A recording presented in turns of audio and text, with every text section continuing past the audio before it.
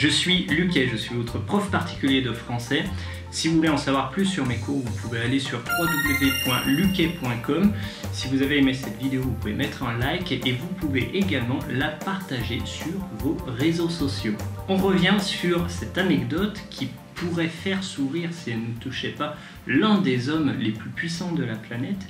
Effectivement, Donald Trump s'est vu couper son compte Facebook et son compte Twitter dans la semaine suite aux événements qui se sont produits dans le Capitole. Alors je vous rappelle brièvement les faits. Lors de la validation des votes de Joe Biden, Donald Trump a proposé à ses partisans, par le biais des réseaux sociaux, de se rendre sur le Capitole et d'essayer d'interrompre à tout prix la validation des votes. Le Capitole, je vous rappelle, c'est vraiment l'un des symboles de la démocratie aux États-Unis. Et lors de cet événement, les policiers ont eu la sagesse de reculer face à la foule plutôt que de déclencher les hostilités. Malgré tout, il y a quand même eu quelques scènes de violence et notamment une personne a été tuée lors de l'événement. Alors que Donald Trump utilise les réseaux sociaux pour mobiliser ses partisans et créer un mouvement qui pourrait renverser en quelque sorte les résultats annoncés des élections, à ce même moment, Mark Zuckerberg, qui est sans doute en train de manger un barbecue avec ses amis dans son jardin, entend ce qui se passe au Capitole et décide de facto d'interrompre le compte Facebook de l'un des hommes les plus puissants de la planète. À son tour également, l'entreprise Twitter interrompt le compte de Donald Trump pour une durée indéterminée. À partir de cet événement, je vais vous parler de politique et de l'exercice du pouvoir, et je vais également vous parler de psychologie. On va voir comment cela s'articule. Pour parler de psychologie, on va évoquer la pyramide des besoins de Maslow. Cette pyramide, si vous ne la connaissez pas, je vous la présente ici.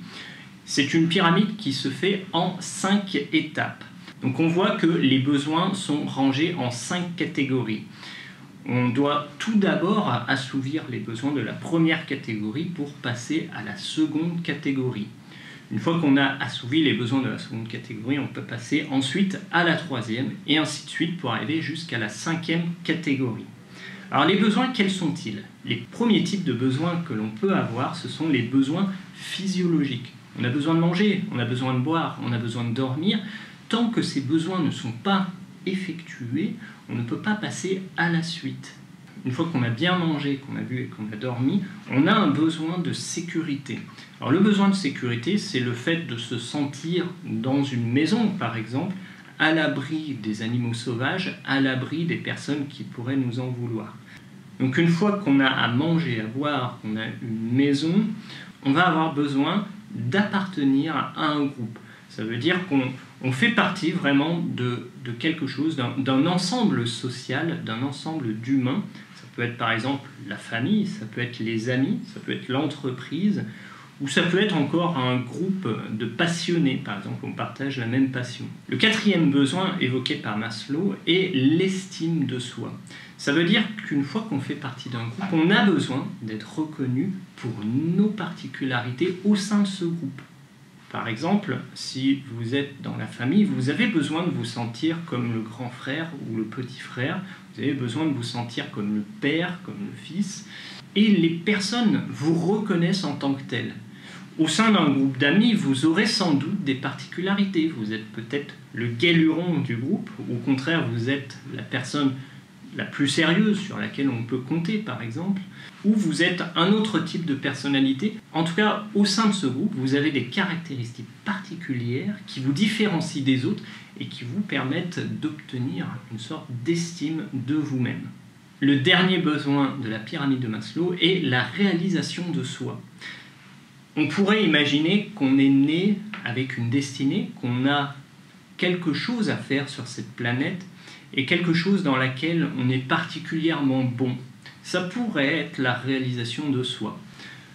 Dans mon cas, par exemple, je pourrais dire que j'enseigne le français, c'est une sorte de réalisation de moi-même. C'est ce que je souhaite faire, c'est ce que j'aime faire, et lorsque je le fais, je me sens réalisé, je me sens moi-même.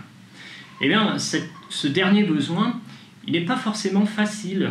Lorsqu'on a un travail, c'est souvent pour pouvoir gagner de l'argent, pour pouvoir payer son loyer, et on ne fait pas forcément le travail qu'on aime.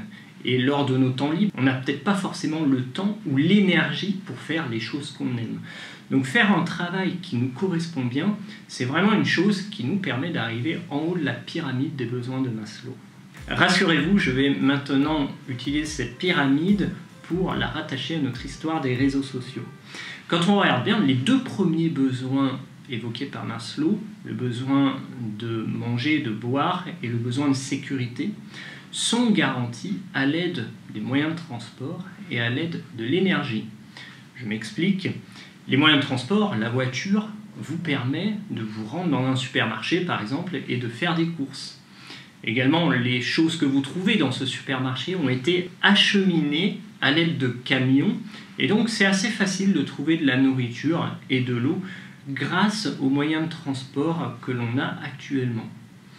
Le besoin de sécurité, il est garanti par l'énergie. Avec de l'électricité, on peut facilement allumer une lumière, et la lumière, le soir, renforce ce sentiment de sécurité. L'électricité et la voiture nous permettent également de fabriquer des maisons pour se sentir vraiment en sécurité. Maintenant, quand on regarde bien, Internet et les réseaux sociaux nous permettent d'accéder aux trois derniers besoins. Effectivement, dans votre vie de tous les jours, vous avez peut-être une passion qu'il est difficile de partager parce que les membres de votre famille ne partagent pas du tout cette passion, ou les gens avec qui vous travaillez n'ont pas non plus cette passion. Et bien sur les réseaux sociaux, sur Internet, vous allez forcément trouver quelqu'un qui va partager cette passion avec vous. Également, grâce à un blog, par exemple, vous allez pouvoir parler de votre passion avec vos propres mots. Vous allez pouvoir évoquer votre point de vue sur un sujet donné. Et enfin, la réalisation de soi. Il est vrai que c'est assez facile sur Internet de trouver tous les éléments dont on a besoin, toutes les connaissances pour pouvoir effectuer vraiment le travail ou les choses que l'on aime faire. Si la voiture et l'énergie nous ont donné un pouvoir de mouvement, une capacité de travail, Internet et les réseaux sociaux nous donnent un pouvoir social. On est capable de s'exprimer. Une personne toute seule chez elle est capable de proposer un point de vue sur un sujet donné. Et en plus de ça, on est capable de l'écouter. C'est vraiment les fondements de la démocratie. La démocratie, c'est vraiment la parole et le pouvoir donné à la foule. Tout à l'heure, j'évoquais le cas de Donald Trump avec son compte Facebook et son compte Twitter. Mais on pourrait très bien imaginer qu'une personne issue de nulle part puisse proposer un message qui s'adapte à tous. Vraiment un message qui va chercher au plus profond de nous-mêmes, qui va sélectionner vraiment nos principales motivations. Un message qui dirait par exemple « Avec moi, vous allez vous sentir bien. Avec moi, vous allez réussir. Avec moi, vous allez accéder à plus de liberté. » Et si ce message est bien dit, il y a de fortes chances qu'il soit diffusé sur les réseaux sociaux. Et pourquoi pas, si ce message va vraiment au-delà de toute nationalité, de toute considération politique ou religieuse, il se pourrait bien qu'on donne les pleins pouvoirs à l'auteur de ce message. Et si l'on donne les pleins pouvoirs à une seule personne, on passe de la démocratie à la tyrannie.